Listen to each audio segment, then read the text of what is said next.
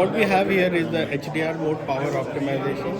So what happens typically in the HDR system currently, the power increase as soon as you turn on HDR mode and your battery life drops. And the main reason for this additional power increase is the panel.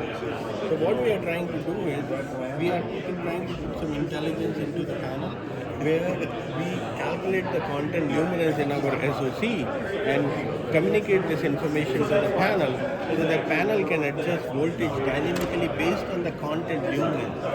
Otherwise, if they don't have this information, they always keep the voltage high, which burn additional power. As you can see currently, when we are using a SDR content in the three systems, this is the SDR mode, this is HDR mode, and this is Smart Power HDR, our optimized mode, where we are able to bring the SPHDR or the power optimized power, the blue line equal to the pink line, which is nothing but is the SDR mode power consumption.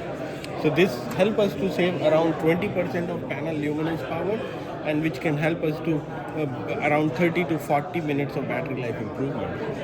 And typical HDR system is still consuming around the red line, as you can see, which is a quite high power even for the typical HDR content, which normal people use. But we do this dynamically. So if the content switch from SDR to HDR, we allow the power to be voltage to be increased so that you can deliver a high luminance content for the user. So we don't compromise the experience while we also save power for the content which doesn't need the high luminance. Now the content is switched to HDR, as you can see, and the voltage is increases and higher luminance can be delivered to the user, and you can see that. But we are still able to optimize the power even for the high luminance content while making the delivering the same experience default HDR, and this is optimized HDR.